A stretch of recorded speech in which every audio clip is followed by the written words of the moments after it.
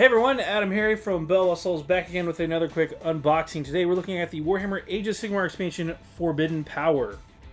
This expansion is going to introduce a ton of new stuff into the game. And in this box we're going to get a book for Forbidden Power that's going to cover pretty much all the fun stuff, some tokens. It's also got some war scrolls for the brand new endless spells that are in this book, and the new scenery piece, the Penumbral Engine. So I'm excited about all this stuff. I've already got the plastic wrap off, so let's go ahead and pop the box. Now, if you're unfamiliar with what's been going on in the Age of Sigmar real quick, essentially after the big necroquake caused by Nagash, the power of the Forbidden Storm Vaults has been exposed due to some necromantic residual energies going around, and they have been discovered, and some of them have been cracked open, and the things that were being kept inside have started to leak out. That's the story in a nutshell. There's a lot more going on, but let's take a look at what we have in the box. So this is a couple of different kits in here as well. We've got the Penumbral Engine, which is a super cool new piece of scenery. Let's go ahead and take a look at it first. This is one of the devices that was created originally by Teclis, the Lord of Light, in the Age of Sigmar to help. They were called Enlightenment Engines, and they were going to help people unlock the secrets of the universe. Well, Sigmar reversed engineered it with help from a certain Duridan deity, Grungy, and sorry if I butchered it. Basically, he had a chance to get back at his rival. They created the Penumbral Engines, which are used to obfuscate and to confuse, and so this device was used to hide Sigmar's secret storm vaults, where they were hiding away these things. So, as you can see from the kit, it looks really cool. Once you get it all assembled, it's this crazy I don't even know what to call it. It's not a globe, but like it's just a bunch of interlocking rings that form a really cool terrain piece here. And of course, we've got rules we'll go over in a second, but just purely from a model standpoint, it looks really cool. I'm interested. The little teeth on the gears and everything like that are they're all really good detail, and the pillars too. So that's the first bit of goodness from the Forbidden Power box. Let's keep going here. What else do we have? We've got the endless spells, which we'll go over all these, and there's 4 different ones here. Here you can see are the 4 sprues. That one just broke. That's okay.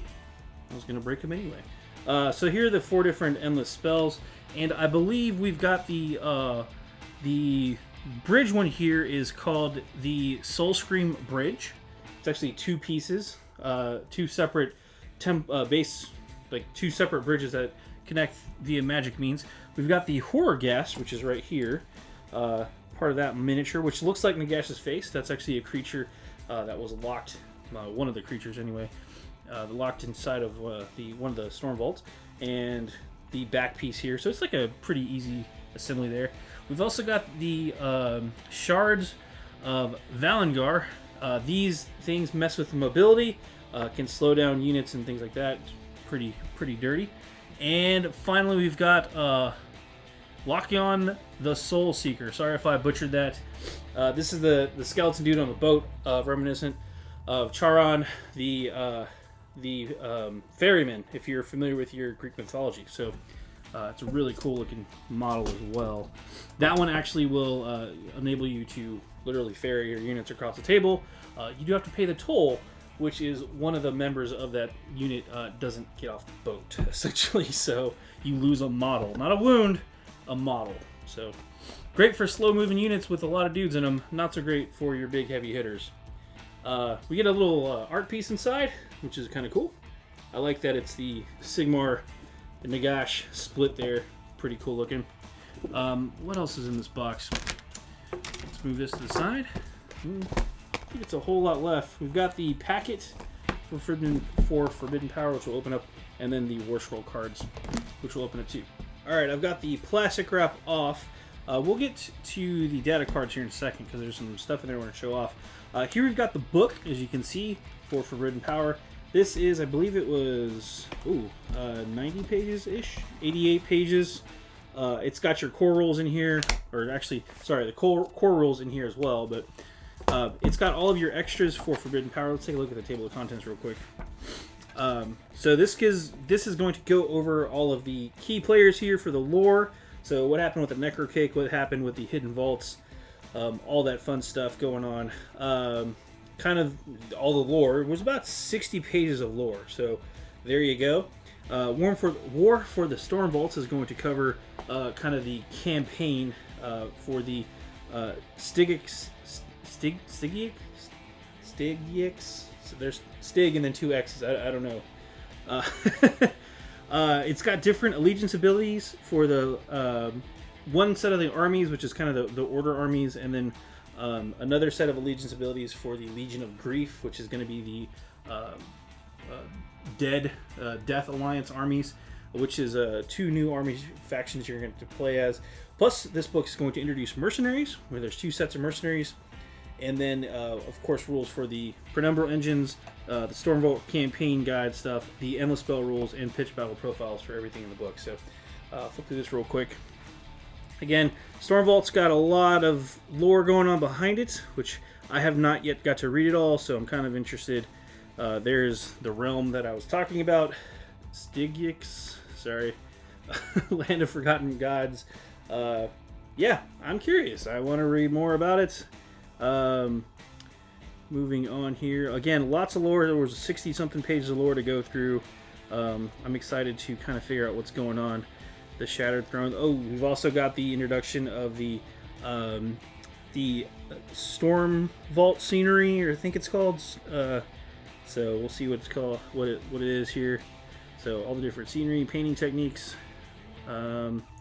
Defenders of Lithus, which again is a mixture of Stormcast, Kharjan Overlords, Fire Slayers, and the Ideneth Deepkin. So it's a pretty big army list here. And then also the Court of Sorrow, which is a combination of the Night Haunt army list and some of the other Legion of the Gash stuff. So Legion of Grief, because led by Lady Allender, the Morshark of Grief. War for the Stormvaults here. There's the different Legion abilities. So battle traits for the Lithesian. Sorry, fake words, man. They're not real. They're all anyway. Legion of Grief. Battle traits as well. New command traits, artifacts of power for both spell lores, which is super cool. Then the Penumbral engines, mercenaries. Mercenary companies are cool because we're going to get basically a Fire Slayer mercenary company and a Flesh Eater Courts mercenary company, and these can be for anybody as far as we know. So it's kind of cool. Moving on here, we've got all of the endless spell abilities. Awakened artifacts. This is a new thing, mostly for campaign play. As you play games with these weapons, they actually gain in power, which is pretty cool. So we kind of saw like the tip of the iceberg for these weapons. I guess it was the Season of War global campaign that GW did. So if you guys remember that, that was pretty fun. We got a couple more battle plans here as well, and then the endless spells, which we'll get to in a second. These are instructions to put everything together, so no shocker there. Then there's their tokens. These are surprisingly handy to keep around, so there you go. And onto the War Scrolls. These are going to be for all of the Stormvault terrain things, like these. We've got more of these in a later video. So we've got the Hollowed Storm Throne, the Stormvault, the Shattered Temple. We've got the Sigmar Dais, the Time War Ruin, which are some of the things I showed off just now. So these are all separate terrain scenery pieces, which all have special rules. Then there's the Penumbral Engine, which you just showed off here. This was pretty cool. So special scenery rules. Again, it was unlocked during the Stormquake, the Necroquake, excuse me. It has a function at the start of the first battle round. After determining who has the first round, roll a die and consult the table on the right to determine which function the Penumbral Engine terrain feature has for the duration of the battle. on a 1 through 3, it's the Orrery of Obfuscation. Reroll save rolls a 1 for attacks that target units within 12 inches of any printable terrain feature. Alright. Or on a 4 through 6, the Orrery of Illumination. At the start of your hero phase, you receive 1 extra command point if any friendly heroes are within 12 inches of any printable terrain feature. That's kind of cool. It also has Deteriorating State. At the start of each battle round, after the first roll of die on a 1 through 4, nothing happens. On a 5 or 6, the function that is currently applies to all printable terrain features is replaced with the other function. See Repercussions of the Necroquake. So basically, on a 5 or 6, it's going to flip. So that's kind of neat. Shards of Valangar, we've talked about already. Again, essentially, it's going to ensnare stuff that moves through the center line between both of them. You draw a line. I think it's 1 millimeter wide. Anything that moves, you draw the line from the closest parts of the base to the other piece, and anything that moves there has its move characteristic. It's ensnared, and in addition, subtract 1 from hit rolls for attacks made by that unit. The effect actually starts at the start of the movement phase too. So if you get hit by it, if they're on either side of you, you get hit by it at the start of the movement phase. So you have half your movement for the rest of that turn, and then you subtract 1 from all hit rolls. So it's pretty mean. And then yeah, if you're playing in the realm of Shaiish, it gets empowered. Horrorghast is going to, if you're within 12 inches, you lose 1 bravery. If you're within 6 inches, you lose 2 bravery. And if you're in Shaiish, if you're playing in Shaiish, you get, it can move 12 inches instead of 9. So good old endless spells. Soulscream Bridge. This one just lets you move across from one to the other.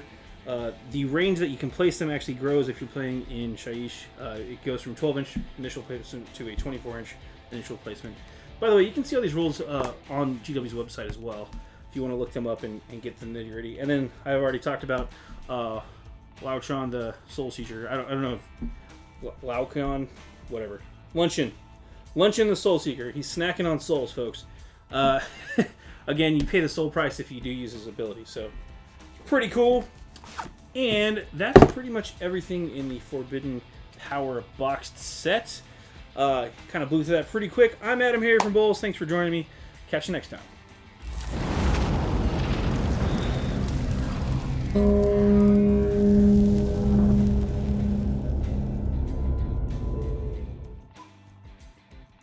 Click to subscribe.